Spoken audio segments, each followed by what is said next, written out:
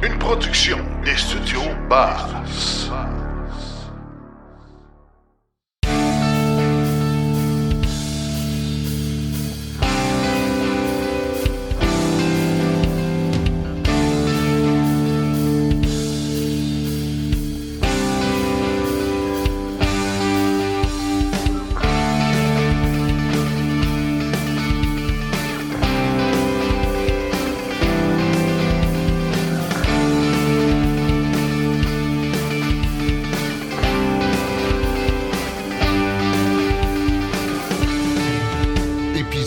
Hors série.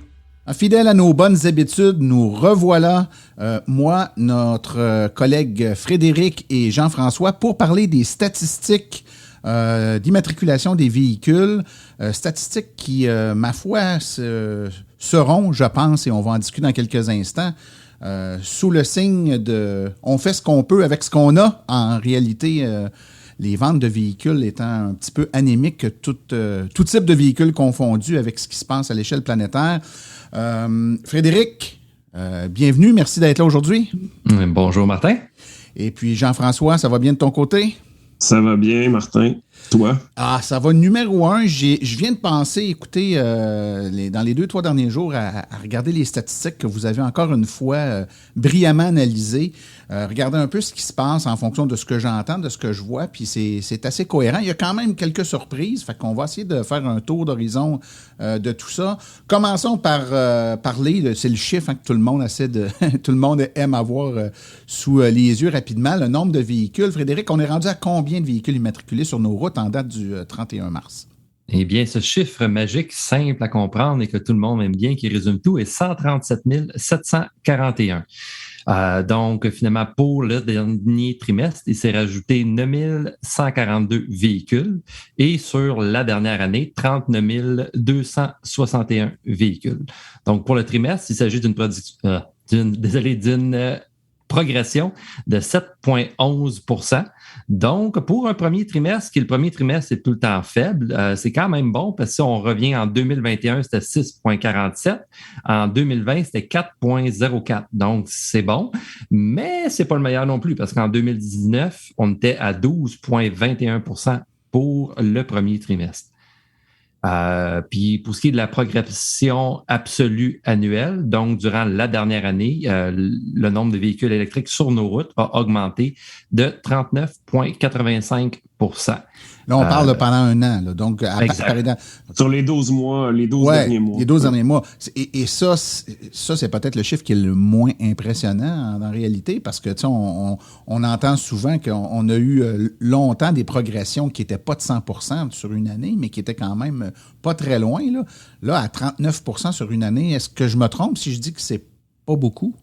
Ben, c'est pas beaucoup, mais en fait, c'est justement le mythe de on double à chaque année. Ça fait un bout de temps qu'il se perpétue, mais ça fait déjà plusieurs années qu'on ne double plus.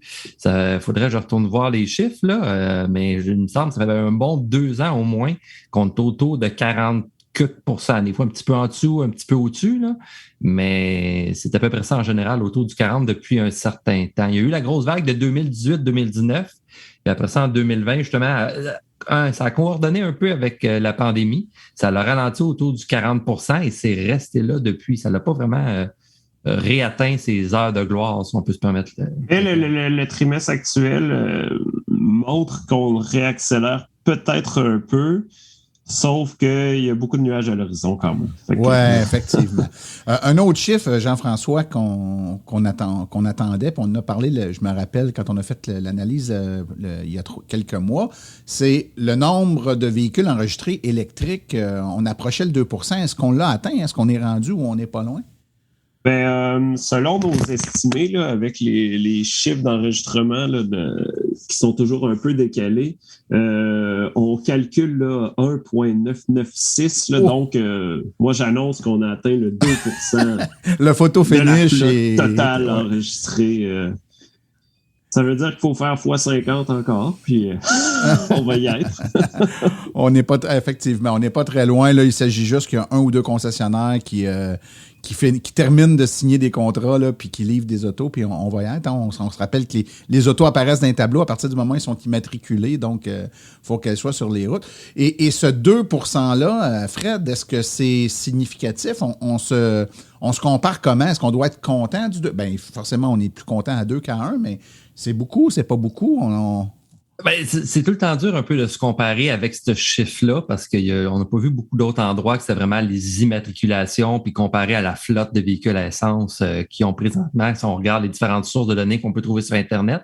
En revanche, si on regarde au niveau des ventes, chose qui est un peu plus facile à trouver, justement, je dirais la journée ou la veille qu'on était sur le point de sortir notre article, il y a eu Automotive Insights qui a sorti justement un certain rapport des ventes pour le premier trimestre de l'année. D'habitude, on va plus chercher nos données au niveau de Statistique Canada, mais elles sont pas encore prêtes. Donc, si on regarde pour Automotive Insights, pour le Canada en entier, pour ce premier trimestre-là de l'année, il s'est vendu 8,3% finalement, 8,3% des ventes étaient soit 100% électriques ou hybride rechargeable. Maintenant, si on essaie de ventiler ça un peu sur le pays, parce que ça, c'était au Canada. Donc, en Colombie-Britannique, c'était 17,1%. Au Québec, 13,6%. Et en Ontario, 5,7%. Donc, on est effectivement dans le peloton de tête. En termes de nombre, la majorité, on est probablement la province qui en a le plus, mais c'est parce qu'on a beaucoup de population et beaucoup de véhicules comparé à la Colombie-Britannique. Parce que la Colombie-Britannique a autant de population que nous et de véhicules, mathématiquement, ils seraient au-dessus de nous autres. Donc, ces chiffres-là, ils sont. Là, ce que tu viens de nous donner, c'est des ventes de véhicules. Nous, tu l'as dit tantôt, nous, on analyse plutôt les immatriculations. On peut présumer qu'il y a une corrélation quand même assez grande entre le nombre de ventes de véhicules et les immatriculations, partant du principe que rares sont les gens qui achètent sans immatriculer par la suite. Donc, sauf que, Martin, si je peux t'interrompre, ça a toujours été assez vrai historiquement, mais là, on commence à avoir des voitures en fin de vie, des voitures électriques en fin de vie. Donc, nous, ce qu'on regarde, c'est la variation des enregistrements. Ça veut dire qu'on a des ventes, mais on a quelques voitures qui quittent le marché aussi. Fait qu'on corrèle un peu moins bien aux ventes qu'avant. Okay. Ça va devenir de plus en plus vrai parce que... Ça, puis quand on parle vraiment de nombre total, on a pu remarquer, par exemple, la Chevrolet Volt. Elle commence un petit peu à descendre, mais pas tant que ça. Mais il y en a d'autres qui ont commencé à descendre beaucoup plus rapidement que la Chevrolet Volt. On parle à la Hyundai Ioniq, qui vient pas la Ioniq 5, qui vient tout juste d'arriver, mais la Ioniq tout court. Justement, on voit déjà qu'elle commence à descendre. La Ford Focus EV, elle aussi qui descend quand même assez fort. Donc, tout dépendant des modèles, il y en a qui descendent plus vite que d'autres. Et ça va avoir, comme l'a dit Jean-François, de plus en plus d'impact. Okay. Ces chiffres-là, évidemment, il y a des objectifs, des objectifs du gouvernement. On rappelle 1 600 000 véhicules attendus pour 2030. Pour les atteindre, il faut vendre, il faut mettre des véhicules sur les routes.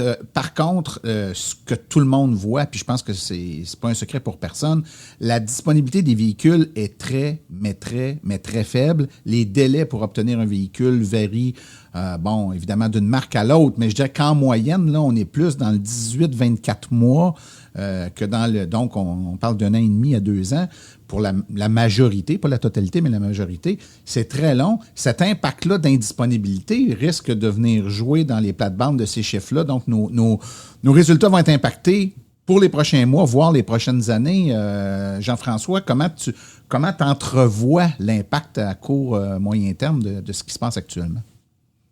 Ben là, tu me poses une question difficile. Là. L'objectif, on le rappelle, gouvernemental, il vient de changer d'ailleurs. C'était 1,5 million fin 2030. On a monté de 100 000 à 1 600 000 en disant qu'on resserrait un peu la loi zéro émission. Mais comme on le voit actuellement, la disponibilité est compliquée. Donc, les chiffres qu'on regarde aujourd'hui puis qu'on va voir dans les prochains mois, reflète pas tout à fait la demande. Là. On entend qu'il y a beaucoup plus de demandes que ça, donc ça dépend beaucoup de l'offre. Je rappelle qu'on a quand même quasi 40% de croissance là, sur un an. On projette que si on maintenait une croissance exponentielle, il faudrait avoir 33% de croissance. Par contre, on s'entend qu'on n'aura pas toujours une exponentielle, ça devrait ralentir. Donc, je pense, je vais me mouiller, mais je pense qu'on va descendre en dessous de la croissance qu'on devrait avoir là, dans les prochains mois. On va peut-être se rattraper en 2025, 26, 27. Je ne sais pas que le marché va avoir changé, mais j'ai bien peur que d'ici 1 an ou 2, on ne suive pas tout à fait la tendance, qu'on ne soit pas capable de maintenir le rythme attendu. Je ne sais pas qu'est-ce que vous en pensez, mais c'est ma lecture de la situation. Fred, t'en penses quoi, toi? J'espère que ce ne sera pas le cas, mais je suis malheureusement porté à penser un peu comme Jean-François. Ce que je pourrais peut-être ajouter, c'est en fait pour les futurs électromobilistes qui nous écoutent, qui veulent l'acheter, puis que comme l'a dit Martin, j'étais au salon du véhicule électrique de Montréal et de Québec comme pour Martin, et le nombre de visiteurs qui disent « je veux tel modèle, mais il n'est pas disponible avant X temps, qui est trop long, qui... » Ce que je peux dire, c'est si vous ne l'avez pas déjà commandé, commandez-le maintenant. Je dirais, ça va avoir 2 effets. Un, vous allez plutôt sauter, on s'entend, pour le véhicule que vous voulez. Je ne vous recommande pas d'acheter un véhicule que ce n'est pas selon vos besoins, que ce n'est pas celui que vous voulez. Mais s'il y en a un que vous voulez, c'est juste, il est trop tard. Commandez-le pareil. Au pire aller, vous pouvez toujours annuler votre réservation dans la très, très grande majorité des cas.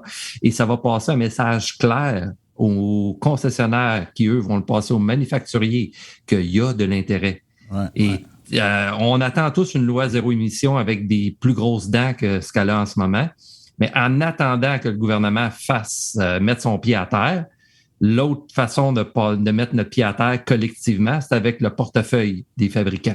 Donc, s'ils se rendent compte qu'il y a des tonnes de demandes pour des électriques ou hybrides rechargeables et qu'ils en ont à peu près pas pour leurs véhicules à essence ou qu'ils en ont beaucoup moins, ils vont peut-être malgré tout se réveiller puis finir par nous en envoyer plus, de diverger des productions. Parce qu'il y a beaucoup de querelles, de querelles, pas de querelles, mais je dirais de pays il y a des lois plus fortes en Europe. Les manufacturiers sont portés à vouloir les envoyer en Europe. Mais si une année ils se rendent compte que malgré les lois fortes en Europe, on n'arrive plus à rien vendre au Canada, ils vont peut-être décider de nous en envoyer un peu plus qu'ils n'auraient envoyé avant. Messieurs, regardons ça sous un œil positif. Il y a quand même des belles choses qui se passent, puis les chiffres que vous avez décortiqués le démontrent. Entre autres, une donnée qu'on s'amuse à regarder à toutes les fois, puis qui est quand même révélatrice, c'est la proportion entre les véhicules tout électriques versus les hybrides rechargeables. Cette fois-ci, est-ce que la tendance est maintenue, c'est-à-dire qu'une tendance vers de plus en plus de tout électrique et de moins en moins d'hybrides rechargeables? Ça ressemble à quoi, Jean-François? Oui, en fait, tu dis la tendance est maintenue. Notre tendance à long terme, c'était ça, là, vers le tout électrique. Par contre, on avait eu un petit soubresaut, dirons-nous, dans les derniers trimestres. Les hybrides rechargeables avaient remonté un petit peu leur part de marché.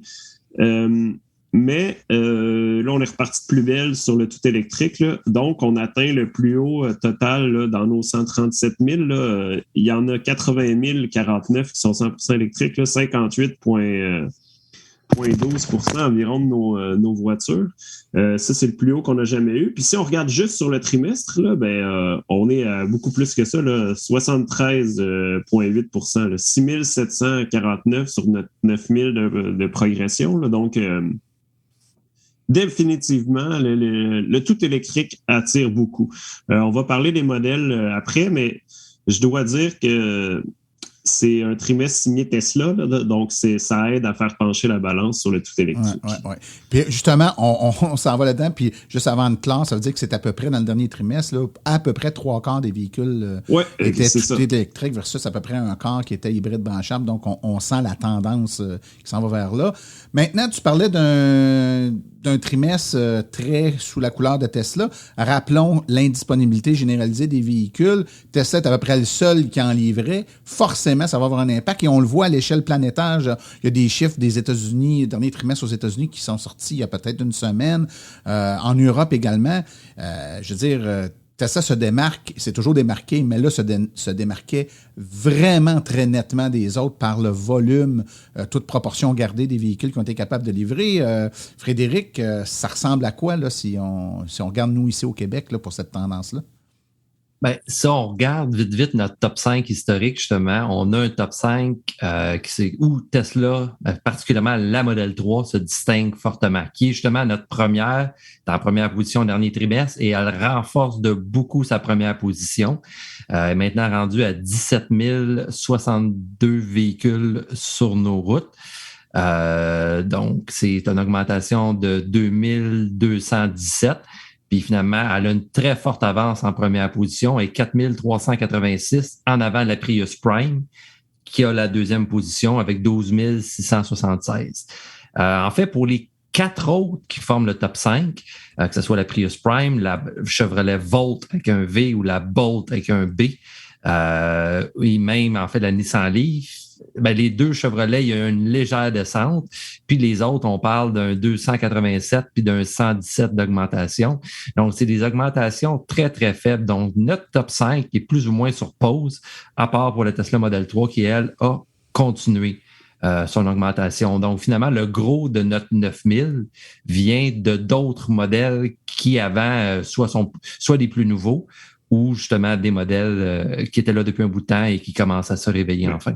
C'est ça, on a, si je peux me permettre d'embarquer, là, on a un changement de garde. Là. Il y a Tesla là, qui livre la marchandise, puis finalement, nos modèles un peu historiques sont au ralenti, en fin de vie, pour différentes raisons, mais il y a des nouveaux joueurs qui sont très en demande et qui performent malgré tout assez bien dans les circonstances. Je ne peux pas imaginer ce serait quoi si les producteurs étaient capables de livrer, là, mais déjà, on a quand même des chiffres assez impressionnants. Je peux donner des exemples. Oui, vas-y. Frédéric a mentionné le modèle 3, donc sur le trimestre à 2217. Puis en deuxième place du trimestre, la progression, c'est la nouvelle venue Ioniq 5. C'est son 2 ou 3e trimestre, je m'abuse, mais son deuxième et son premier avec volume là, complet, 1136. Donc, il y a quand même, c'est la moitié du Tesla 3, mais c'est quand même la deuxième progression du trimestre. En troisième, Hyundai aussi, le Kona qui continue à être très populaire, puis Hyundai qui réussit un tour de force avec les places 2 et 3, puis je disais que c'était un trimestre Tesla, donc en quatrième, on a le modèle Y, un véhicule quand même assez dispendieux qui augmente de 729, là, donc ça fait presque 3000 d'augmentation pour Tesla sur notre 9000. Là, c'est le tiers de la progression, grosso modo, qui vient de Tesla pour ce trimestre-ci. Puis, comme on disait qu'il y avait un changement de garde, il y a des joueurs comme Ford et Volkswagen qui commencent à devenir pas mal sérieux dans l'électrique. Donc, Ford avec son Mustang Mach-E plus 469 et sur son offre en hybride rechargeable avec son Escape plus 459. Puis Volkswagen, le ID4, très populaire, probablement que la demande est beaucoup plus grande que ça, plus 404 aussi. Là. Donc, ça, c'est les gros joueurs du trimestre. Ouais. Il y a quand même ce qui m'a surpris, puis on en avait parlé, je pense, la dernière fois, mais ça se démarque encore. Le Jeep Wrangler, qui est dans les 10 meilleurs vendeurs, en tout cas, meilleure immatriculation, si on va être honnête, là, du trimestre, c'est quand même impressionnant. Je veux dire, c'est arrivé de nulle part, là, le Jeep, là, puis il est quand même, là, il est en avant des Tucson, Santa Fe, en avant du Niro, en avant de la Leaf, puis de la Kia Soul. Qui aurait dit ça il y a quelques années à peine? Mais je vais soulever la question, est-ce que ça va continuer? Parce que ce qui arrivait, c'est qu'il revenait moins cher qu'un Jeep Wrangler tout court, grâce aux différents rabais. Maintenant, les rabais pour les hybrides rechargeables ont descendu. Ouais. Donc, je suis curieux de voir les trimestres qui s'en viennent. Est-ce qu'il va continuer sur sa lancée ou est-ce qu'il va justement ralentir? Oh non, ça, ils ont été annoncés de ralentir, c'est ça, mais là, ils vont ralentir.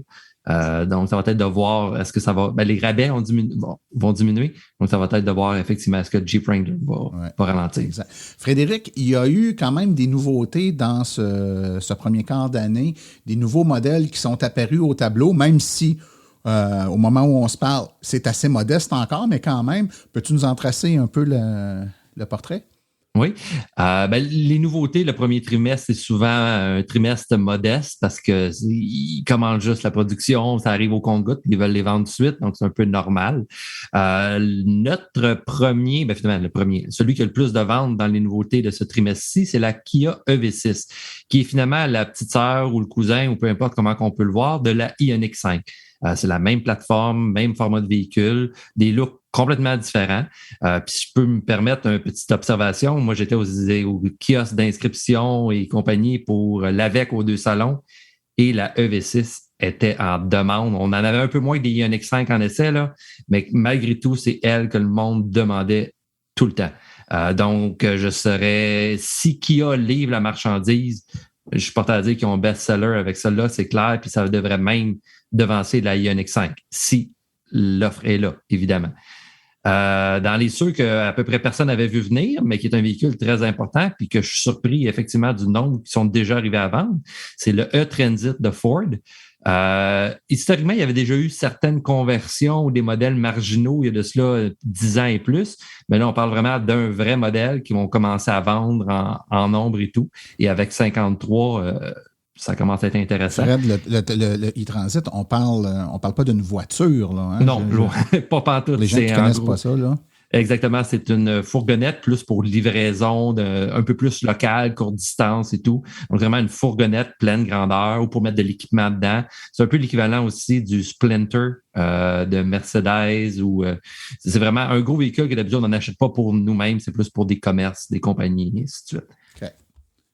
Il y a aussi la Lexus NX H+, qu'on n'avait pas vu venir nous non plus, qui est finalement l'hybride rechargeable de Toyota Lexus, qui est finalement probablement le RAV4 qui a été très Lexusifié, si on peut se permettre le terme.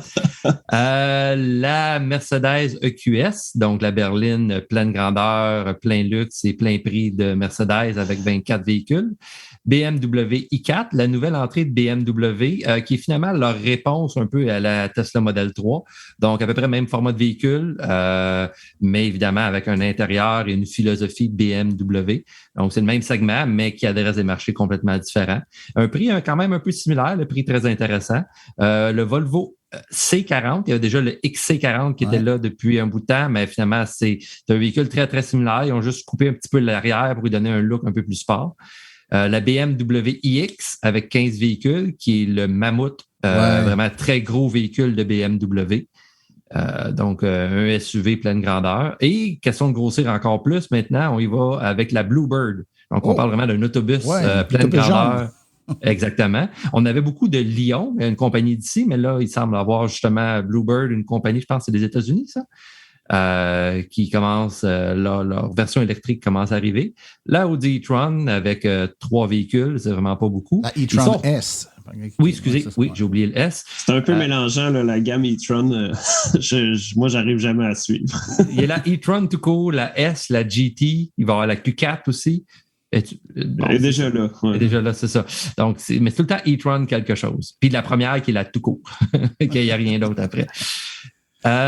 Et dans la catégorie grossissons encore plus, on a en fait, c'est les deux, c'est des premières dans ce format de véhicule-là sur nos routes au Québec. Le premier, c'est le Volvo VNR électrique. Donc, on parle vraiment d'un semi-remorque électrique. Donc, ils vont avoir battu Tesla sur nos routes avec leur fameux semi qui promettent depuis tant de temps, qui n'a pas encore commencé à être produit. Bien, Volvo va les avoir battus de vitesse. Donc, on en a maintenant 2 sur nos routes. Et une conversion, mais qui mérite d'être mentionnée, c'est une conversion de camion Ben, donc vraiment pour transporter de la terre, ou dans ce cas, ça risque d'être plus du minéral. Parce que c'est, de ce que j'ai pu comprendre, c'est une conversion qui aurait été faite pour... Nouveau Monde Graphite, merci. Oui, bon, voilà. J'ai travail d'équipe. Mais ça, donc, ça aurait une conversion qui aurait été faite pour Nouveau Monde de Graphite. Donc, vraiment un très gros camion Ben. Qu'on risque pas de voir sur nos routes, il risque plus de rester dans le sentier, mais malgré tout, il est quand même. Messieurs, le temps file, puis on a encore plein de choses à dire.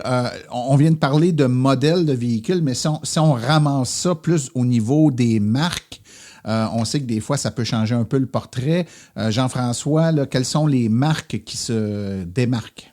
Est-ce que je vous ai parlé de Tesla? Ou...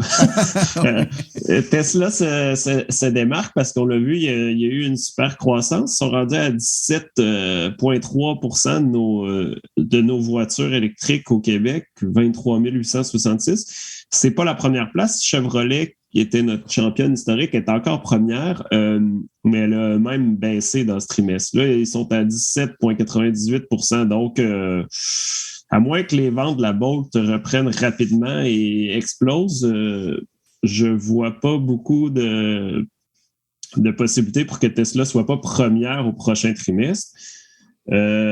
Ces deux-là sont vraiment devant. Ensuite, on a Hyundai qui a une très forte progression. On a parlé du Ioniq 5, on a parlé du Kona, puis ils ont aussi leur modèle hybride rechargeable. Là, ils ont électrifié un peu toutes leurs versions, le Tucson, le Santa Fe. Donc, il y a une progression à plusieurs modèles. Donc, ils sont rendus à presque 14% des voitures électriques au Québec, 19 271. Toyota est quatrième, mais progresse très lentement. Nissan progresse très lentement en cinquième et Ford est rendu cinquième et progresse plutôt rapidement. Là. Donc, probablement qu'ils seront cinquième là, dès le prochain trimestre, eux autres aussi. Donc, quand on parle de changement de garde, ben, ça finit par se voir au niveau des marques aussi, là, lentement mais sûrement. Ça, puis il y a certaines marques qui sont en ce moment un peu sur pause, justement, Chevrolet avec sa Bolt, Nissan qui comptait sur un seul modèle, la Leaf, et maintenant la Leaf qui est en fin de vie. Officiellement, ils l'ont pas annoncé, mais elle se vend à peu près plus, et tout le monde attend la Ariya. Donc, mais la Ariya arrivera pas tout de suite. Ça va y prendre probablement du temps à augmenter, prendre sa vitesse le jour qu'elle va arriver. Donc, peut-être Nissan va rebondir, mais pour l'instant... Ouais, ça n'augure pas très bien. Ce n'est pas exhaustif ou universel, mais je dirais qu'en général, ce qu'on voit, c'est que les manufacturiers qui commencent à avoir une approche avec plusieurs modèles, ils connaissent plus de succès parce que ça s'adresse à une plus grande clientèle, mais c'est pas tout sur... un seul cheval, dirons-nous. Ouais, tout à fait. Messieurs, allons-y maintenant. Géographiquement parlant, Frédéric, on a pu observer plusieurs changements rétroactifs dans le cadre du dernier trimestre. Oui, dans le dernier trimestre, il y a eu des changements rétroactifs, mais là, on a gardé les mêmes bases de comparaison au niveau des enregistrements des véhicules à essence. C'est ça, des enregistrements des véhicules à essence. Donc, vraiment, là, ce qu'on voit, c'est une fois de plus, on a tout le temps les données des véhicules à essence un peu en retardement, mais malgré tout, ça reflète assez bien le portrait, le changement de ce trimestre-ci. La Montérégie demeure première avec 2,71% de sa flotte électrique, 100% électrique ou hybride rechargeable. Et en fait, si la tendance se maintient puis qu'on arrive à avoir des ventes et de la disponibilité, on pourrait même voir que la Montérégie devrait pouvoir atteindre le 3% prochain trimestre. La Naudière, qui jusqu'à pas longtemps était notre première, a subi un plus gros ralentissement qu'on aurait pu croire. Si on regarde un peu plus les divisions par modèle, ça semble être une fois de plus qui avaient mis un peu trop leurs œufs dans le même panier, pas volontairement, c'est juste ça tombe de même, qu'il y avait beaucoup, en fait, c'est la très grande majorité de leurs véhicules, c'était soit les Chevrolet Volt ou les Chevrolet Bolt. On sait que les Volt, ils s'en fait plus, puis on a vu même, surtout dans la Naudière, ils ont commencé à descendre un peu plus que dans d'autres régions. Et la Chevrolet Bolt, on sait tous qu'elle surpose, mais ça devrait les ventes devraient reprendre, puis je me fie sur la Naudière pour en prendre une grosse partie de ces ventes-là. Donc, probablement que le ralentissement devrait bientôt s'arrêter. Et dans la catégorie des surprises à l'inverse, qui ont performé un peu mieux que prévu, c'est Laval avec 2,57%. Donc, finalement, Laval est à 0,02% de la Naudière en ce moment. Donc, si la Naudière ne redémarre pas et si Laval continue, il se pourrait que Laval, dès le prochain trimestre, puisse dépasser la Naudière. Et par la suite, on a l'Estrie à 2,38, Laurentide à 2,24 et Montréal à 2,20%, que c'est resté approximativement. Il n'y a pas eu de changement d'ordre, puis ça une croissance à peu près graduelle. Il n'y a pas de gros mouvements à ce niveau-là. Juste pour mettre en perspective, là, les 6 régions que Frédéric vient de nommer, ce sont celles qui sont au-dessus de la part de marché du Québec en entier. Là. On rappelle, tantôt on parlait du 2% là, qui était atteint. Là. Donc, on a quand même des régions qui font mieux, évidemment, que la moyenne, puis ce sont les 6 dont on vient de parler. On conclut que les autres font moins bien. Un petit peu. Un petit peu moins bien. Allons-y par ville, Jean-François. Donc, on sait qu'il y a des villes qui sont historiquement très bonnes pour plein de raisons. Est-ce que ça a bougé? On est assez stable à ce niveau-là? Justement, là, on répète 2% à peu près en moyenne pour le Québec, 2,7 pour la Montérégie, mais Saint-Lambert, en Montérégie, notre première municipalité, 5,58%, là, ça flotte presque 3 fois la moyenne provinciale. Là, donc, ça s'électrifie pas mal à Saint-Lambert et elle reste première, mais Amstead, dans l'ouest de Montréal, qui était 6e, est rendu 2e avec 5,41%. Là, donc, peut-être qu'on va l'avoir dépassé Saint-Lambert puis on va avoir une nouvelle championne au prochain trimestre. Sinon, c'est les mêmes villes après ça, là, encore Montérégie, Saint-Bruno-de-Montarville, Bromont, qui tournent autour de 5%, Harford, en Estrie. Ces villes-là s'échangent un peu les positions du top 5 là, en général, là, mais ça demeure assez impressionnant, là, des villes à 5, presque maintenant 6% là, d'électrification. Oui, tout à fait. On arrive presque à la fin, messieurs. J'aimerais ça qu'on parle des perspectives, donc à la lumière de ce qu'on a vu en 2021, de ce qu'on observe en début d'année 2022 avec les chiffres qu'on a décortiqués avec tout le monde aujourd'hui. Et des tendances de la géopolitique, que ce soit la guerre en Ukraine, les pénuries de pièces électroniques pour aider à fabriquer les véhicules, les lois zéro émission pas assez percutantes pour qu'on se démarque par rapport à l'international. On s'attend à quoi pour 2022, Frédéric? Du point de vue des acheteurs, là, ça va ressembler à quoi? Ben, malheureusement, ça risque d'être des listes d'attente.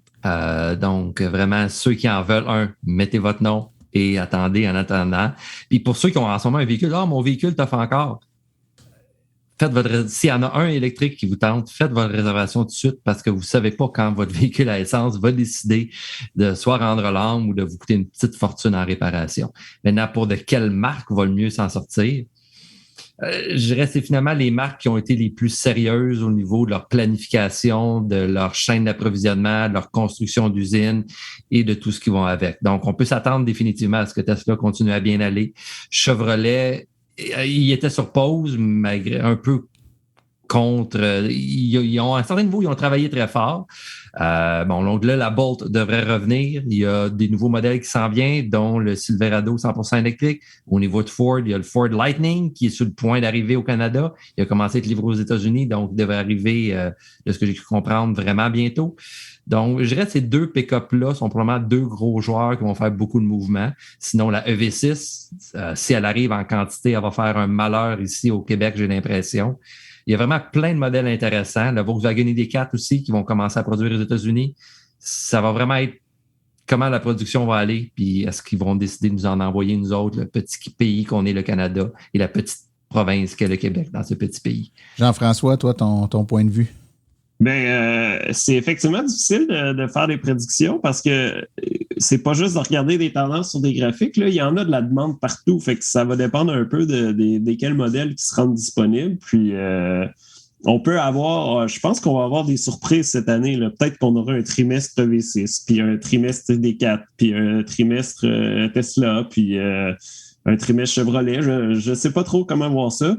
Puis moi, je continue à regarder les camions, les autobus, les véhicules utilitaires. Ça, c'est une tendance qui est un peu moins un effet de mode, mais qui va arriver. Qui va arriver. Ouais. On a vu les premiers signes là, dans ce trimestre-là, des camions lourds. Je trouve ça intéressant. Puis, on parle pas souvent des motos, des scooters, etc. Mais là, les trimestres d'été arrivent. Fait qu'il faudra voir si ça rebondit un petit peu. Ça pourrait être intéressant pour les prochains trimestres à suivre. Une dernière petite question, messieurs, pour clore le tout. C'est une question qui revient souvent, c'est cyclique, mais en fait, on a passé par l'inverse et là, on est rendu de l'autre côté de la médaille et ça ressortait, je trouve, au dernier salon puis les questions qu'on se faisait poser par les gens. On a été des années à se faire dire les autos électriques sont trop petites, c'est des petits modèles, c'est des petites voitures, quand est-ce qu'il va y avoir des voitures plus grosses? Et là, on se fait dire exactement l'inverse. Les voitures électriques sont toutes grosses, c'est toutes des gros modèles. Pourquoi il n'y a pas des petits modèles? Pourquoi il n'y a pas des petites Honda Fit électriques? Pourquoi il n'y a pas des petites Versa électriques? Un étudiant, quelqu'un que c'est la deuxième ou troisième voiture de la famille qui veut s'acheter une petite voiture électrique. il n'y en a pas, il n'y en a plus. Est-ce que c'est quelque chose qui, selon vous, pourrait avoir un intérêt auprès des consommateurs ou on est encore trop axé vers les gros véhicules? Fred, qu'est-ce que tu en penses? Je dirais au niveau des consommateurs, c'est clair qu'il y a un intérêt. Si vous me demandez, moi, personnellement, il devrait définitivement en avoir. Je suis pas un gros fan des gros véhicules.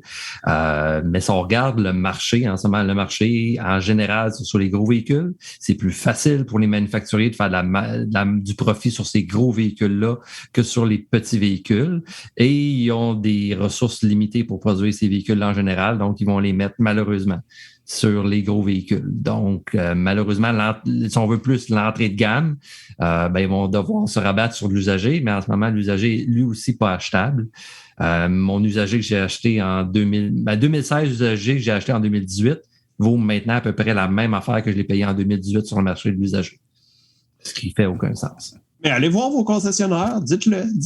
Ouais, il faut passer les messages, hein, c'est ça, faut apprendre à les passer. Mais ça revient, il y a de plus en plus de gens qui nous le disent, en tout cas, là, qui si c'était de eux, ça serait quelque chose d'un peu plus petit, mais qui sont obligés d'aller pour quelque chose au-delà de leurs besoins et par le fait même leurs moyens, parce que les petits...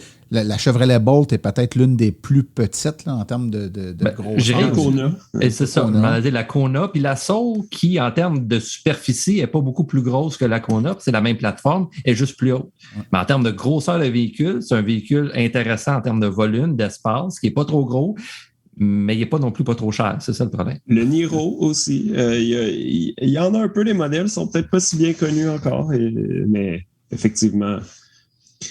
L'offre pourrait encore grandir. Oui, on va retourner voir les... Ben, messieurs, encore une fois, merci beaucoup pour le travail d'analyse que vous avez fait sur les données du dernier trimestre. C'est toujours un plaisir de décortiquer le tout avec vous. Je rappelle à nos auditeurs que les statistiques sont publiées sur le site web de l'Association des véhicules électriques du Québec, www.aveq.ca.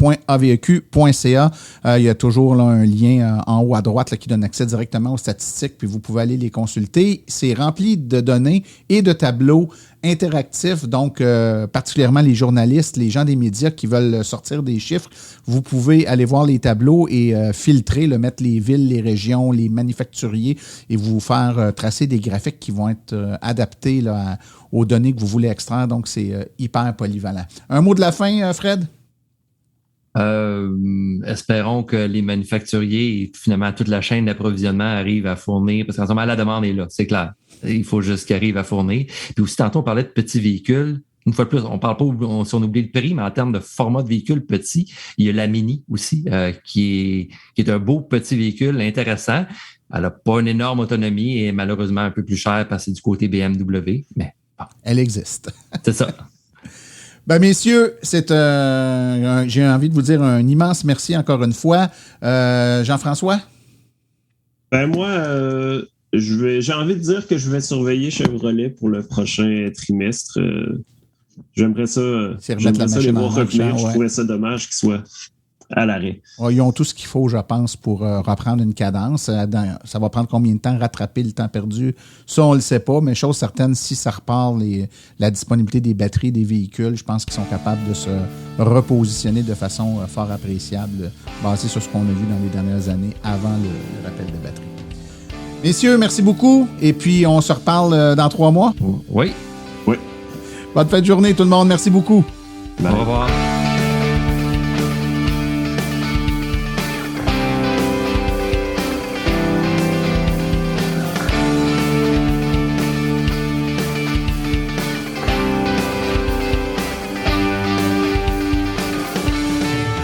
Épisode hors série.